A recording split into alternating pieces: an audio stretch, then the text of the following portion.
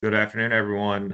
We'll give it another minute or two before we get started, just to make sure everybody has time to log in. Really excited to see everybody this afternoon. We've got an exciting group of people that's going to talk to us about their work, but we'll give it another minute before we kick off formally.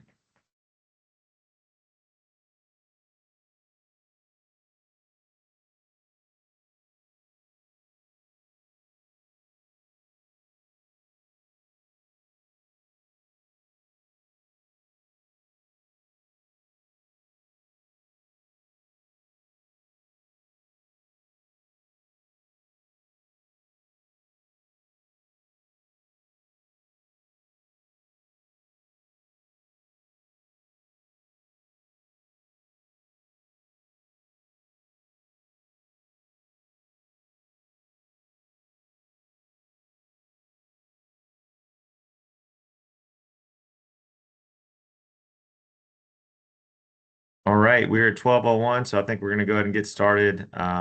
People will come in as they do. It's good to see everybody. I'm gonna be guiding the discussion today. Dr. Klein is traveling. He is in New Orleans for a conference, so he asked me to step in. If I haven't met you, I'm Will Metcalf. I'm an associate VP for research and innovation here at UofL. Really focused on the innovation side. So if you're into tech transfer or industry engagement, you've probably had a chance to interact with you.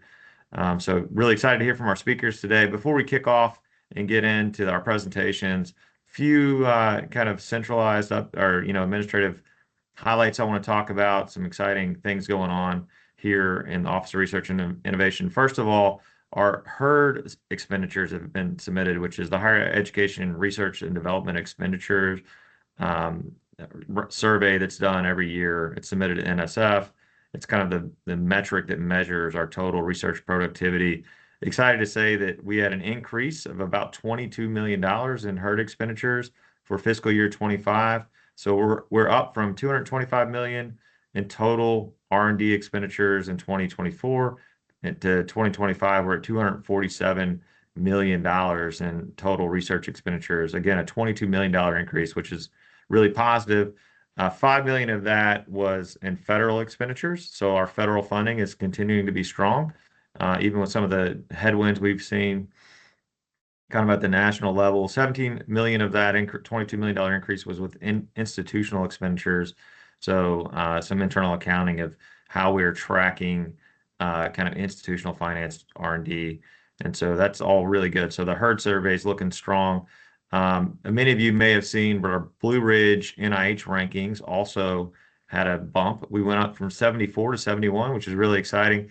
That reflects a lot of really positive activity, not least of which is that $63 million in total NIH awards, which is up from 54 million in 24. So again, kind of seeing that federal funding continue to be strong at the NIH level. So excited about that.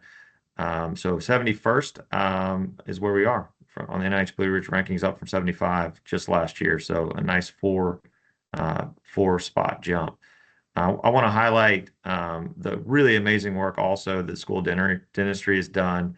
We're ranked 17th out of 48 in total funding at the School of Dentistry. So there's 48 dental schools across the country, and we're number 17 from an R&D funding perspective. Thanks to people like Rich Lamont, who I see on today. So congratulations, Dr. Lamont, for the continued success you and your group have had, and really all of the School of Dentistry. So that continues to kind of show the strong work that we're doing at the federal funding level.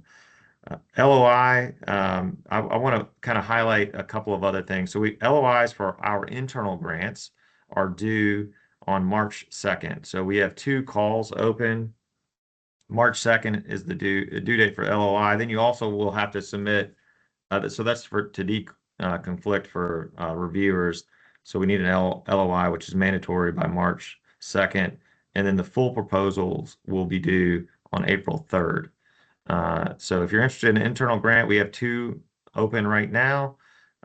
That's the John Rieger, which is $8,000, and then the Programmatic Award, which is $3,000. You can read all the details about those on the website that I think Lee just posted in the chat. So if you're interested, please submit those. I just want to say those have been tremendously valuable in advancing our ability to secure extramural funding. So you can get preliminary data, make your proposal much stronger. The return on investment, if that's the way you want to think about it, has been really high. So just to highlight that, for the last year that we tracked this, which was spring 22 and 23, so we give it a lag because it takes some time from executing those internal grants and then submitting extramural proposals. So 22, 23 fiscal year, we awarded 37 John Rieger seed grants. So that's the $8,000 for a total of $180,000. And then from that activity, there were 35 external proposals submitted that brought over $7 million to U of L. So that's about a 40-to-1 return on the investment we make in our scholars and researchers, then going out and continuing to attract extramural funding and do great work. So I just wanted to highlight that.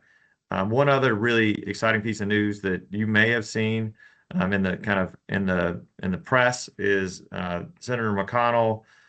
With Senator McConnell's support, we secured $70 million in a direct appropriation for a biosciences building, which will be the first bioscience building in our new research park, which is about 38 acres behind Belknap campus, in between if you've ever been over there, which I'm sure many of you have, in between the Speed School and the stadium. There's about 37 acres that the foundation owns, and that's where this new $70 million biosciences building is going to go. So we're excited about that.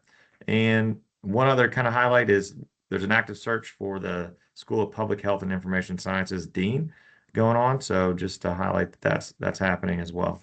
And so with that, I will turn it over to our first speaker, who is Matthew Nelson from the School of Music. So Matthew, thank you for being with us today. Okay, well, thank you very much for having me. Let me share my slides here. Let's see. There it is. All right. Well, today I'm going to be talking about the chamber music of Charles Harford Lloyd. Matthew, they're not sharing yet. You need to share your screen. Oh, okay. They should be. It says it's preparing the presentation. We see it now. Okay, very good. Probably takes a while to load because I have some musical examples in here as well. So Charles Harford Lloyd is a relatively obscure composer, and his chamber music is largely chamber music for clarinet. What you see on this first slide is you see the album cover that we eventually get to after all of this, after all of the research and all of the rehearsal and all of the process of creating the album. And so that's the final commercial product there. In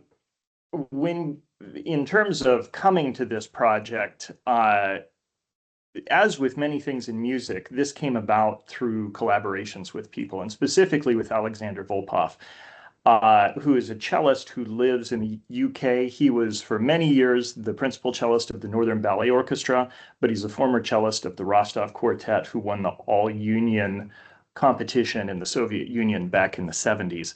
And it was actually the first all-union competition. It was a huge deal because throughout the entire Soviet Union, their quartet won. Anyway, we play together every summer at a festival in Benasque, Spain, up in the Pyrenees, and we had wanted to put something together. And so I had him out to Louisville, and we did a trio concert that included this work by Charles Harford Lloyd that he had played when he was touring in the 90s with the principal clarinet of the BBC Scottish. And we attempted to kind of record it at that point, but it was a real preliminary kind of thing, and it didn't quite work out because I think our pianist underestimated the difficulty of the piece. And so we then performed it a couple of other places. We performed it in Rostov, Russia. We performed it in Ulaanbaatar, Mongolia. And we really got to know this piece intimately. We were always playing with different pianists, and we never quite found the right pianist until we asked Dr. Petrova here at the UofL to play. Before I get into all of that, I'm just going to talk about the clarinet trio a little bit. So the clarinet trio is clarinet, cello, and piano. That's the classic clarinet trio. It's a very important chamber music genre with masterworks composed by Beethoven, his Opus 11, and Brahms, especially his Opus 114. Um, it resembles a standard piano trio, violin, cello, and piano, who, if you know the Chamber Music Society of Louisville, they always have a piano trio come out and perform every single year. Um, Very standard ensemble. One of the things that's nice about it is it has balanced timbres and registers. So you'll have a high melodic voice, a low melodic voice. You have all of the harmonic stuff in the piano. And I think that the clarinet trio brings even a little bit more than the standard piano trio because you have even more of a tonal palette. And so I'm going to play a little example here from Brahms's Opus 115, so you can get a sense for this is from the Adagio, the second movement of this work.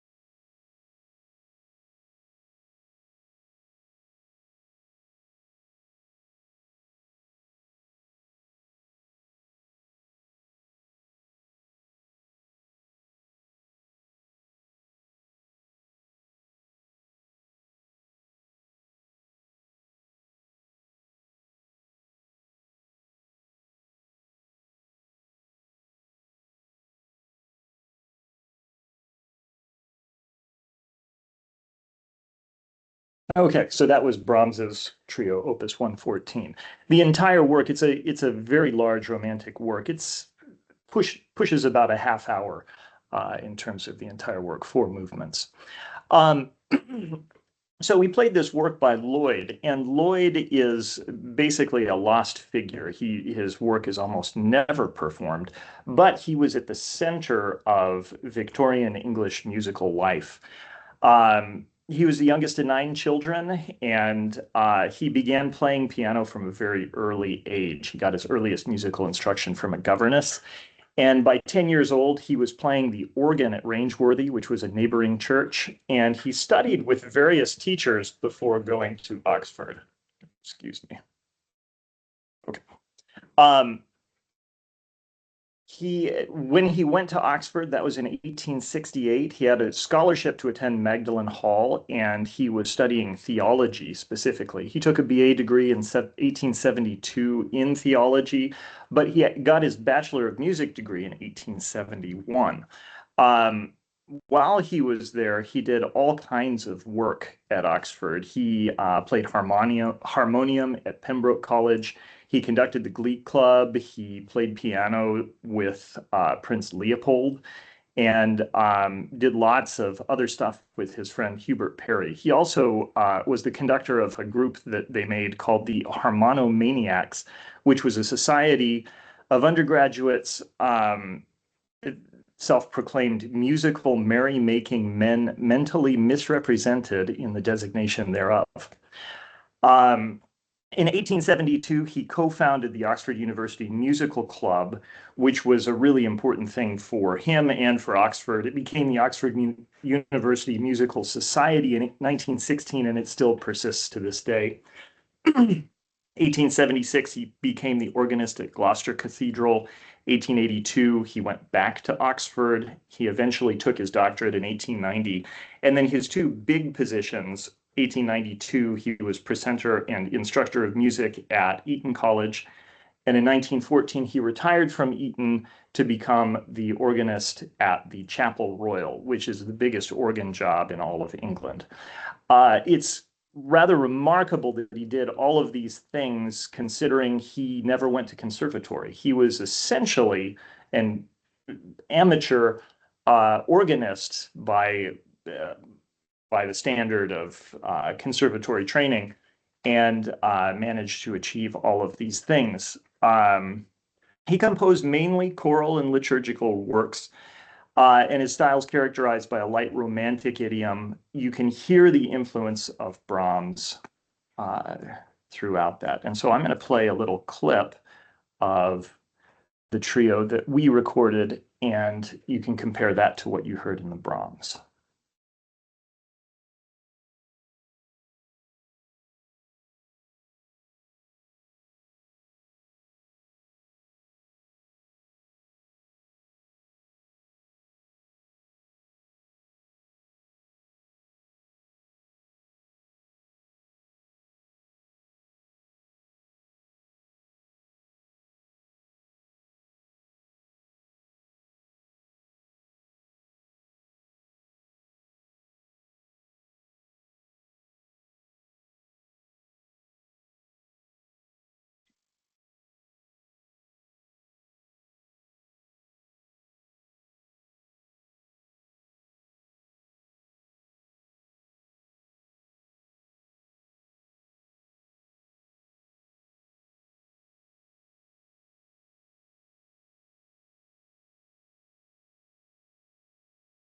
So even though Lloyd didn't have a lot of chamber works, there were some substantial ones, this being the most substantial of all of them.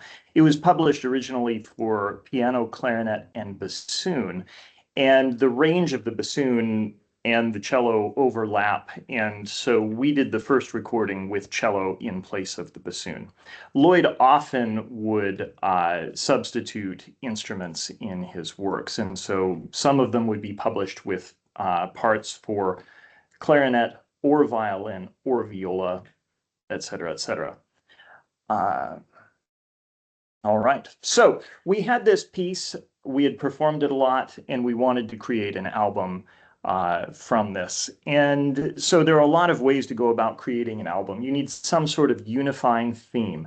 And so that can be works by a composer. And so I did a lot of research in terms of figuring out what Lloyd had written. And he wrote several works for clarinet, which amounted to probably about 40 minutes worth of music. I think we see that on the next slide. But what you want ideally for an album is about 60 minutes of music. In this age of streaming, you would think that you wouldn't need to make CDs, but actually in the classical musical world, in order to have your music distributed and reviewed and all of those things, you do actually still need to make a physical CD. Some places won't review your CD without receiving a physical copy because of the loss in the sound quality. Some of the unique elements in creating an album, your artistic interpretations, your repertoire arrangements, historical significance. Lloyd was an ignored spot. Of course, some of these were first recordings on this album, and so we had that that element to kind of hold out there when we were shopping for labels. We have to identify our performers, recording space, recording engineer, producer. I could get really into all of the difficulties that arose in the process of all of this. I don't know how many of you know that Comstock Hall actually flooded, and that was our last day of recording that it flooded. There was a pipe that burst in the upper part. Anyway, with all of these things, you have to think carefully about all of these things. And even the smallest buzz can cause all kinds of problems if you have a light that's buzzing within the hall. Okay, in addition to that, there are all of the logistical sorts of things. I had Alexander coming over from England to record with me. We had to make sure that the piano was tuned. We had to make sure that it lined up with everybody else's rehearsals and all of their tours and everything else, and that our recording engineer was available. My original recording engineer that I wanted to use had jury duty, and so I had to scramble to find somebody at the last moment.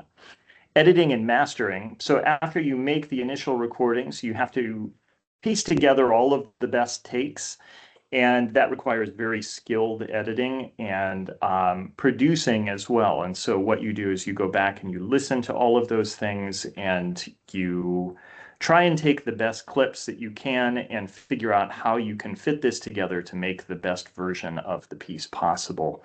And then mastering is something, if you listen to the unmastered and the mastered versions of the CD, you would know that something was different and that something was better about the mastered version, but you wouldn't necessarily know what that thing is. It has to do with the room sound. It has to do with just hearing the space within the headphones and through the speakers. Finally, you identify an audience and identify a record label. And so the audience for this, I thought, would be people who were interested in English historical music, people who were interested in Vaughan Williams and that type of romanticism. And so we looked at English boutique record labels and eventually settled on Toccata Classics, who were interested in the music. So here's a list of Lloyd's chamber music for clarinet, and you can see that the total time we came up with was 45 minutes and 13 seconds. So it's possible to make an album with that, but it's a little bit short. What we decided to do is look at all of his other chamber music and decide what was feasible. So we actually, it's not widely available, his music. And in fact, there are certain scores that are only housed in the British Library, either in hard copy form or on microfilm. And so I had to order, I had to find them first and then order those scores. And when we looked at these scores, what we found that his bigger sonata included lots of specific string techniques, so it wouldn't transcribe easily. They sent me one piece that didn't have a piano part, even though it was for violin and piano. And then they sent me two pieces, Idle and the three little pieces that were feasible in terms of a transcription. And so what I did is I recorded these on C clarinet rather than on B flat clarinet. And then the final piece, Lady Part, is a piece that was for cello. I realize I'm running very short on time. And so I will not play that clip of Idle, but it is available on the album. I think it's streaming places as well. There were a few fascinating things I found out about Lloyd's performers. Randall Fiennes Wilson Home, in particular, was very involved in that Oxford Music Club. And he was actually he was a knight. He was a distinguished solicitor. He was an explorer and an inveterate Wagnerian. And so he has an autobiography that's housed in the special collections of Memorial University that I read that details his life, and particularly at Memorial University because he helped chart the interior of Labrador shortly after finishing his work at Oxford. And Lloyd's Bon Voyage, which is one of the pieces on here, was his send-off to this performer.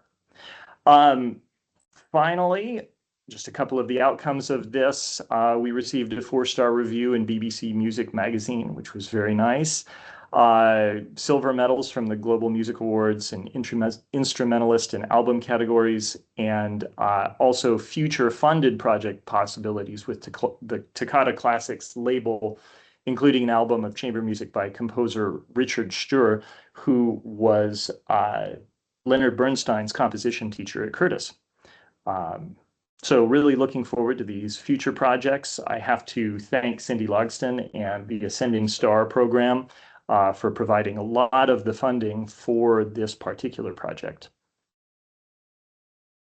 And I think I'm well over time. So Well, that was great. Thank you so much, Matthew, and for playing that music for us. I think it was a really nice kind of peaceful moment in my day personally. So I really appreciate that. Up next, we have Frank Kelderman, who's going to talk about his work from the College of Arts and Sciences as it relates to Native literature, Native American literature. So, thanks so much. I shared my slides, so they should be uploading any minute here. If you see that I have a lot of slides, don't worry, they're all images, and I click through them fast. We're seeing an error message here. Right. Sorry. Oh, it might be, I'm I seeing see my it. slides right now. Are you guys seeing it? Okay. I see Frank's slides. Okay. I can hold off to give folks a second, otherwise I'll get going. Does anybody else seeing them or yeah, I see I it can now see as them. well. Okay, you're good. Okay, good. I'll get started. Thanks everyone. Thanks for the time to present my work. This is a little bit of what is cooking in the kitchen. I'm working on, oh, something now changed for me and I'm not seeing my slides anymore.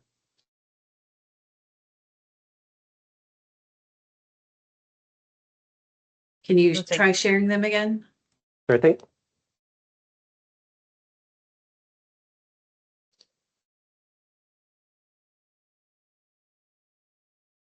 I can see it now. I Very can good. see it. So what I'm presenting today is from a book project called Remaking Indigenous Books, Native Nonfiction and Cultural Translation from 1840 through 1975. And basically, this is a book-length study of the international translation of Native American writing from a period when those kinds of translations weren't quite yet mainstream or mass marketed. So it kind of looks at a prehistory of Native American literature in translation.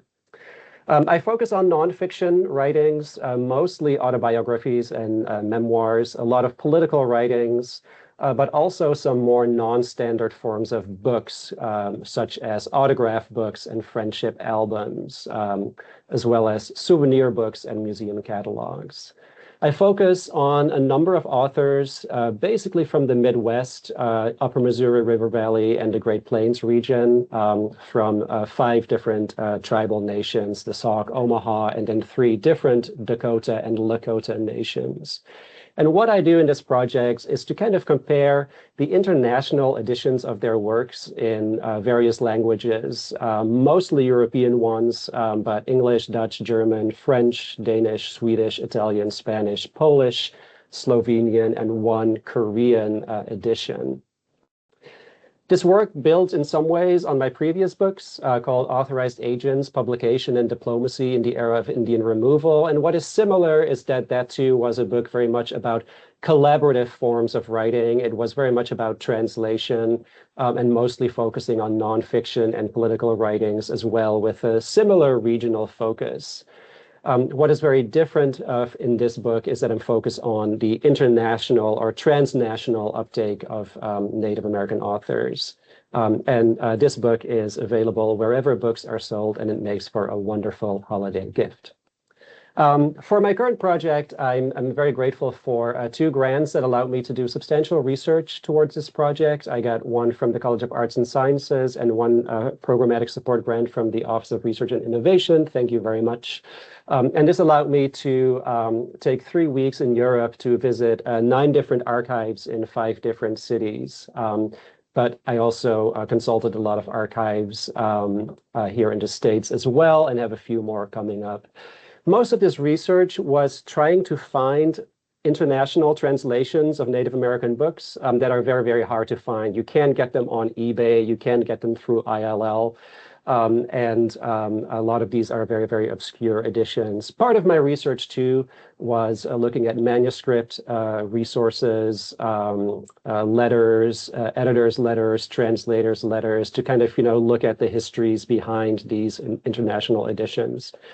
I also looked at a lot of artwork that went into the illustration and cover design, including this one by a Kentuckian, actually, called Frederick Weigold, whose sketches are here in Louisville, but also a lot of them are in Stuttgart. So the main goals of this project is to offer a global history of translative Native nonfiction before this was, say, a mainstream practice. To understand these publications as part of the archives of Native American literature, and to trace new connections between indigenous writing, world literature, and global anti-colonial thought. And one of the main challenges for me is kind of, why do these international translations and editions matter for the history and culture of indigenous nations here in the US? How does this international history tie into more local and tribal national cultural productions? So I'll give an example from one of my chapters on a book called Black Elk Speaks from 1932. This is a book that might be familiar to some of you and was quite famous, especially in its day. And it's based on these interviews between the Nebraska poet John Neihardt with a Lakota elder called Nicholas Black Elk. In this book, Black Elk basically narrates his experiences growing up in the Oglala Lakota Nation during the Indian Wars.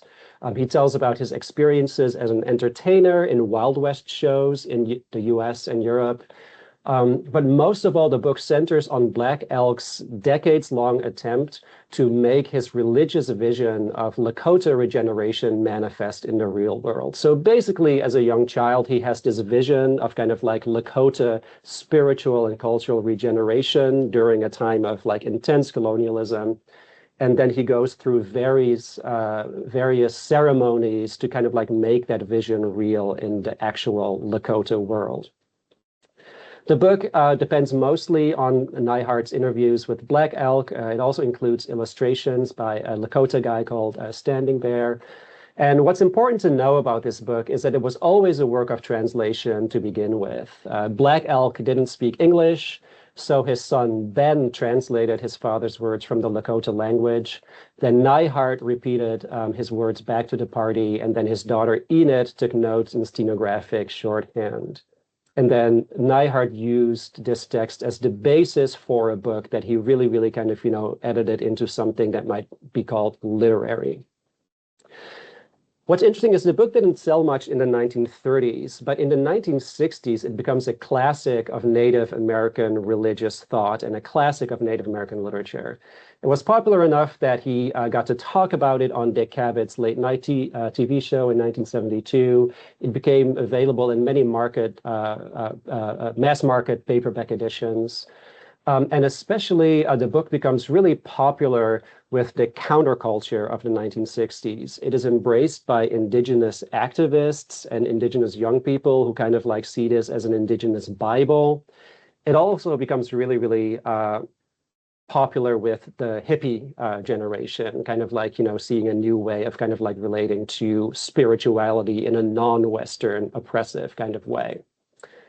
The book finds international success as well, and in the 1960s and 1970s, there are Danish, Dutch, Belgian, Italian, French, Spanish, Japanese, and South Korean editions published within 2 decades. And typically, this history has been read as basically, hippies embraced the book, and then boom, international success. And in my work, I try to complicate this narrative a little bit, and I'm interested in what is the more local and regional story behind this success. So while doing my research, I found that the popularity of this book, it's not a national or international story alone. It also has to do a lot with the promotion of like a literary culture in Nebraska and the Great Plains.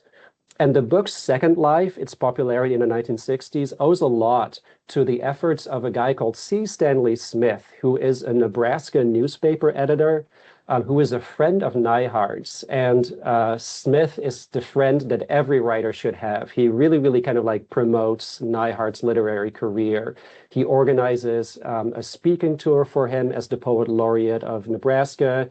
He petitions for a bust to be installed of Neihardt in the state capitol. This is in the early 1960s.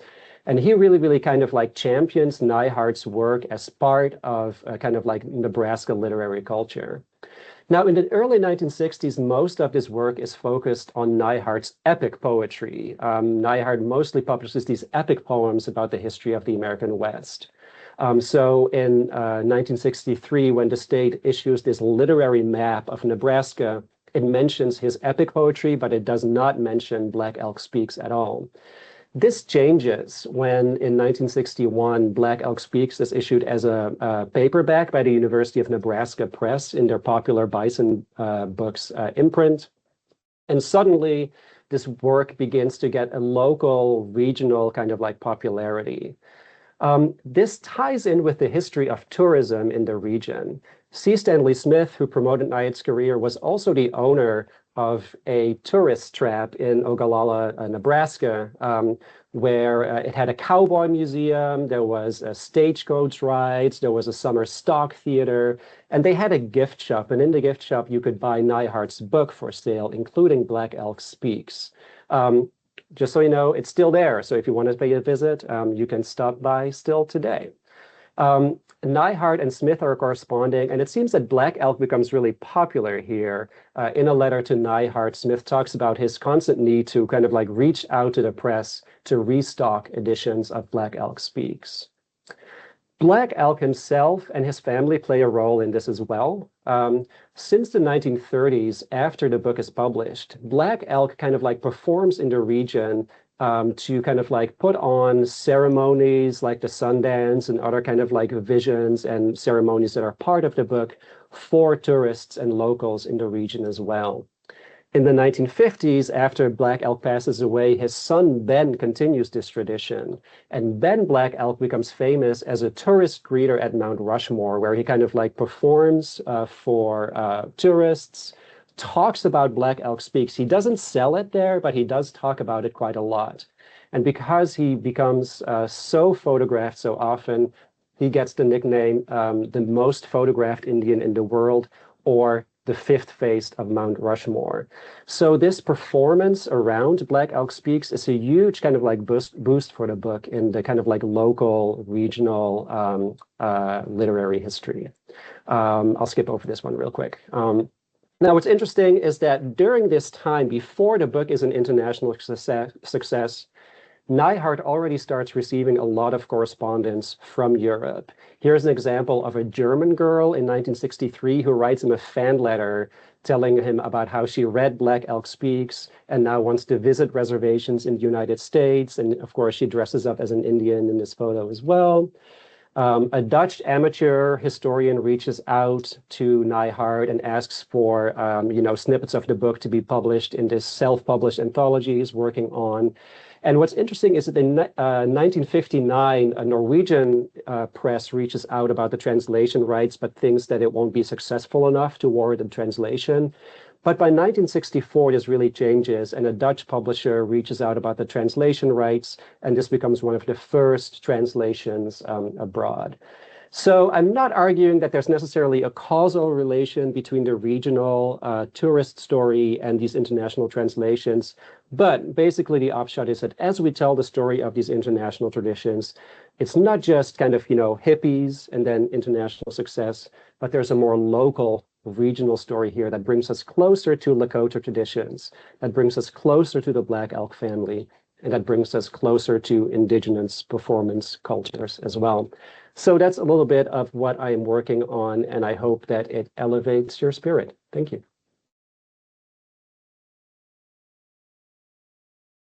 All right, thank you. Thank you so much. That was a fantastic presentation and summary of your work.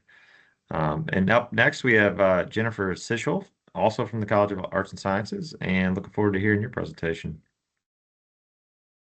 Great, thank you so much. And as I'm fiddling with the share windows, I will just say, as a testament to the significance of Frank's work, I was just teaching this book, Lesbian Nation, today, where Jill Johnston engages with Black Elk Speaks in this kind of countercultural moment of imagining alternatives. So it's real. Well, what he's saying is real. So for my, sorry, I'm just trying to make sure I can see myself here.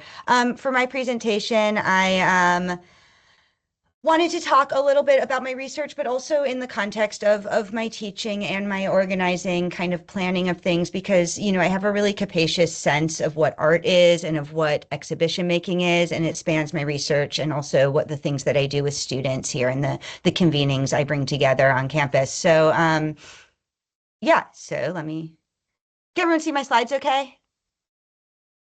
Great. Okay, so I was going to divide these into separate buckets, but I realized they're not dividable into separate buckets. And so I'll talk a little bit about teaching, archival research, curating, convening, writing, and publishing. And so I'll dive right in. So the first thing I wanted to tell you all about, to talk to you about, was the Williams-Nichols collection right here at the University of Louisville, which is actually one of the largest archives of queer ephemera and material in the country, right here at the University of Louisville.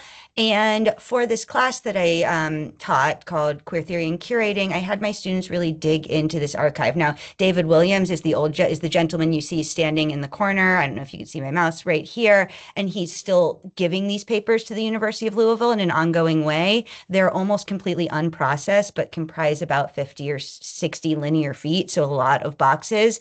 And so I had my students in this class sort, categorize, divide up, and go through almost every single boxes. So I show you here just two of the color-coded spreadsheets that they created. And from this, they created an exhibition called Not Yet Always Been, an Archive of Queer Louisville. So you see over here two of my students working to install the exhibition. And then what you see on the bottom here in these photos are me and my students working together to create this gorgeous catalog, hand-printed volume zine that you see here on the right.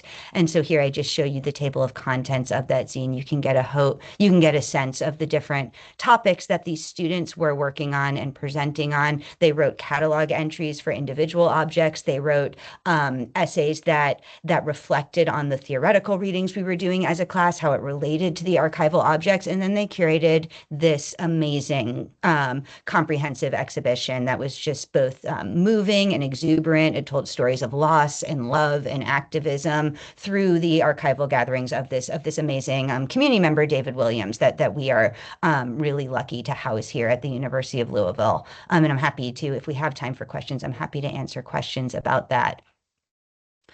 Next, I also wanted to share with you, so I received a grant, an external grant from the Terra Foundation for American Art, alongside a colleague at the University of Kentucky. So we worked together to convene a symposium that coincided with the show that my students did in the seminar that I taught, called Queer Art, Queer Archives. And what we were able to do here is bring 10 scholars from across the country, the kind of top scholars working in this zone of thinking about what it means to write queer art history, and to do so on the backs of objects that aren't always sort of don't always rise to the status of the things one normally thinks of as art, paintings, sculptures, etc., but rather often exist in archives, in part because they were speaking to, ways of being, ways of living, ways of loving that weren't sanctioned. And so writing queer art history often involves kind of getting more creative about where you find the most kind of important evidence of queer lives. And so we gathered together 10 scholars from across the country, brought them all to Kentucky to have one day at the University of Kentucky and one day at the University of Louisville,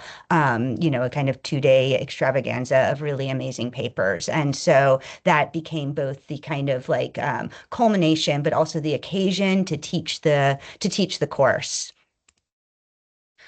And then I also wanted to point out, I curated a show with 2 local Louisville artists, one who has passed away, one who is alive, to also coincide with this. So it's a practice that reached into research, that reached into teaching, that had my students in the archives doing a lot of original research, cataloging an unprocessed archive, curating a show, engaging with local artists, and bringing scholars to campus. I wanted to just give a little plug for another show that I'm working on right now. So Louisville, as you see on the left, these newspaper articles, is home to a mural by the artist David Warnerovich, a really important artist who lived and worked in the East Village from the 70s to the 90s, who died of AIDS-related complications, also due to government neglect, as he always puts it, in 1993. He painted a lot of murals on abandoned buildings. And here in Louisville, recently rediscovered, is the only surviving mural by this artist, which was recently then recovered up in drywall by the developers of this building in Nulu. And so we will be curating a show. We got a grant from the Harder Foundation to do it. My colleague Chris and I will be co-curating a show called Missing that opens on March 20th. I invite you all to the reception. I can circulate the invitation. It's going to be really wonderful. But what we're doing is taking this moment in 1985 when all of these East Village artists came to Louisville and basically doing a retrospective show that brings back together period work by all of these artists, both in order to highlight the presence of these murals in our city, but also to kind of take a careful look at this nearly forgotten episode from the history of art that happened right here in Louisville and unpack its importance to the larger story we tell about the 1980s avant-garde in New York.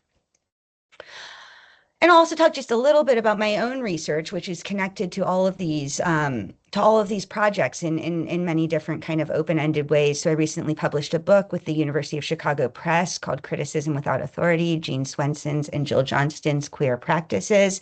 And here you see Swenson and Johnston. And Swenson and Johnston were critics in New York who were central in the middle of the avant-garde in the 60s, in and out of Andy Warhol's studio, writing about avant-garde dance, and who kind of use criticism as a space to invent something new, as a space to invent new practices, new modes of writing, new modes of performance, new modes of protest.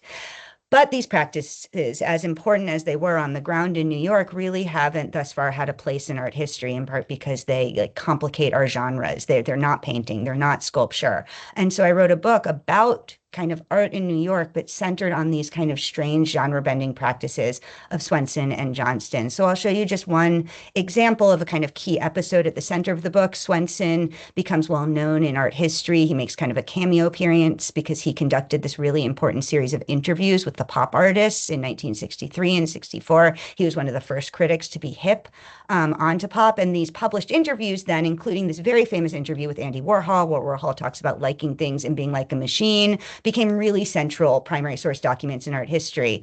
I tracked down Swenson's archive. It was unknown to scholars. It was in the care of his friend. I've since worked with the Smithsonian Archives of American Art to acquire the papers. But among Swenson's papers, among this archive that was unknown to scholars, I found cassette tape recordings of these pop interviews that were unknown, including the interview with Warhol. And here I just give you a sense of exactly everything that was redacted from the exchange, the recorded exchange, which really had everything to do with homosexuality. Literally, the first question Swenson asks Warhol in 1963 is, "What do you say about homosexuals?" And they have this really complicated, confusing, amorphous, creative conversation about it that then gets all redacted from the published version. So with this book, by kind of looking not at Warhol, but at Swenson, at the weird critic on the side of Warhol, I was able not only to tell a different story about New York's avant-garde, but also to reveal new things about the things we thought we really understood, about the things that were super central within art history, including, for example, this interview. So I conclude, and now I'm going to just read a little bit here. I conclude my book with a chapter called Revolutions Deferred. And there I include a quote by the critic, the scholar Lauren Berlant, from an essay titled 68 or something, which she published in 1994. And Berlant writes in this essay, she asks, "How might political breakdown work as something other than a blot or a botched job? The aim of criticism in this light is not redemptive. It is not to perform retrospective, hallowing responses to events or to text about events. Instead, trying and failing, it keeps the event open, animating, and vital." And I think a lot about Berlant's sense that what criticism does is it assembles new objects and keeps those objects open so that we can, kind of garner richness from those objects, even though the specific political projects of the protagonists, in my case, Swenson and Johnston, really were failed projects. Swenson asked, "Why have none of my fellow artists spoken a word on behalf of the revolution?" But no one really answers that question. And then he dies really tragically in 1969. And Johnston proclaims at this panel discussion moderated by Norman Mailer on women's liberation, she says, "Until all women are lesbians, there will be no true political revolution," which is, of course, like an impossible wish for a revolution that will never come. And so part of what I ask is what it means to look at these objects, look at these episodes from art history, and to think about them anew. So a little bit about my new project. I'm kind of turning from the 60s to the 90s to think about art and the AIDS crisis. It started from a place of seeing at the beginning of COVID in 2020, these analogies in the kind of like New York Times and the social media accounts I follow between the kind of robust activism of ACT UP in the 90s and COVID, these kind of literal visual analogies that you see for HIV survivors, a feeling of weary deja vu. And my question about whether or not that analogy actually holds, whether the kind of optimism of the early years of ACT UP would actually propel optimism and sort of a new era of protest in our current age. And it's a question that's still very much unanswered to me. So I'm looking at various objects from the 90s, from the early 90s, including the poster that you see on the left, which is the last poster that the activist group ACT UP put out that kind of registers a fracturing of the Coalition to Unleash Power. I'm interested in works like this one that you see in the middle by the artist Zoe Leonard, where she repairs in this futile gesture these fruits that she had eaten. After she had consumed the fruit, she repaired the flesh, but of course the seams are still visible and the fruit is hollow and ultimately will all decay. And then I'm interested in kind of the ecosystem of underground publishing and zines that emerged in the 1990s. The other project I'm working on right now is to produce an anthology of Swenson's writings. As I mentioned, the archive was unknown to scholars. I've now worked with the Smithsonian Archives of American Art to acquire the papers. They've all now been digitized. I was able to, kind of work with them to make that happen. And so now I'm working with a colleague to properly publish Swenson's writings, which have never been published. And I know I spoke very fast, but I think that is all I have. So thank you. Well, thank you so much. That was a nice summary of your work, and congratulations on all your success and the really impactful things you're doing. I'm sure if you send us the invitations you were talking about, we would be happy to share those around to the group. And I think we have a few more things. Lee, did you have anything on the agenda here to talk about? I just have a couple of announcements that I'd like to make, and then if you have any questions about them. First is early next week, we plan to disseminate an announcement about a NSF career seminar. And for those of you who are familiar with the NSF career, this is not familiar, this is a very prestigious program that helps early career faculty really define their whole development and professional development and their career, and to not potentially, but to also integrate their education and their research in a way that propels their work. The seminar will be on March 16th from 12 to 1. It will be available via Teams. I can input into the chat the registration link, but like I said, it will go out next week. The seminar is open to everyone on campus, and particularly for anyone that thinks they may be interested in actually submitting a proposal this summer to the NSF career program. The other is to remind everyone that we do have this great resource called the Bouvier Grant Group with NIH training. I think Will mentioned it earlier. It has been very successful. We looked at our data for for the 6 months in 2025 that we actually had the membership, and we had almost 1,000 logins as well as over 300 unique learners. And part of their program that has been very highly taken by or highly utilized by faculty at the university is First Fridays with Meg. And this is an opportunity for you to log in and actually ask specific questions to Meg Bouvier, and she will help define and answer your questions. There's also a Ask the Grant Writing Expert, and I may have this backwards. One of the Ask the Grant Writer Expert is got speakers as well as Meg. And then we also have been very good at actually attending some of the NIH boot camps for the R Series program and also for the K Awards, which is coming up. I'll put all of that information and how you can register in the chat. And so you can always go and find that information. But I highly recommend that you touch base if you're interested in seeking out NIH funding.